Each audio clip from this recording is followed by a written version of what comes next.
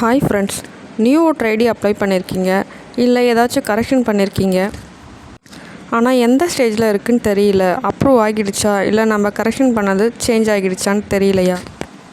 அதுக்கான ஸ்டேட்டஸ் எப்படி செக் பண்ணதுன்னு இந்த வீடியோவில் பார்க்கலாம் வாங்க.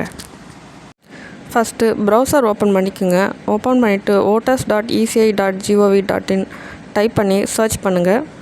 இப்போது இந்த பேஜில் ட்ராக் அப்ளிகேஷன் ஸ்டேட்டஸ் ஆப்ஷனை கிளிக் பண்ணுங்கள். உங்கள் மொபைல் நம்பரை என்டர் பண்ணி லாகின் பண்ணிக்கோங்க. ஆல்ரெடி ரிஜிஸ்டர் பண்ணியிருந்தால் லாகின் பண்ணிக்கோங்க. ரிஜிஸ்டர் பண்ணாமல் இருந்தால் சைன்அப் லிங்க்கை யூஸ் பண்ணி ரிஜிஸ்டர் பண்ணிக்கோங்க. மொபைல் நம்பர் என்டர் பண்ணிட்டு கேப்சா என்டர் பண்ணிவிட்டு ரெக்வெஸ்ட் ஓடிபி கொடுத்தீங்கன்னா உங்களுடைய மொபைல் நம்பருக்கு 6 டிஜிட் ஓடிபி வரும். இப்போது அந்த ஓடிபியை என்டர் பண்ணிவிட்டு வெரிஃபை அண்ட் லாகின் பட்டனை கிளிக் பண்ணுங்கள். இப்போது இங்கே ரெஃபரன்ஸ் நம்பர் இருக்குது இல்லைங்களா, அந்த இடத்துல நீங்கள் ஓட்டர் ஐடி அப்ளை பண்ணும்பொழுது ஒரு ரிசிப்ட் கொடுத்துருப்பாங்க. அதில் இருக்க நம்பரை என்டர் பண்ணிவிட்டு சப்மிட் பட்டனை கிளிக் பண்ணுங்கள். இங்கே பார்த்தீங்கன்னா ரிஜெக்ட் ஆகியிருக்கு.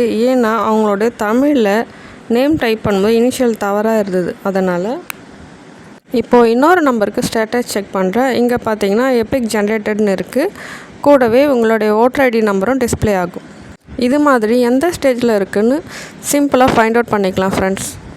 இந்த வீடியோ உங்களுக்கு யூஸ்ஃபுல்லாக இருந்தால் உங்கள் ஃப்ரெண்ட்ஸ் அண்ட் ஃபேமிலிக்கு ஷேர் பண்ணுங்கள். நம்ம சேனலை சப்ஸ்கிரைப் பண்ணுங்கள். Thank you friends.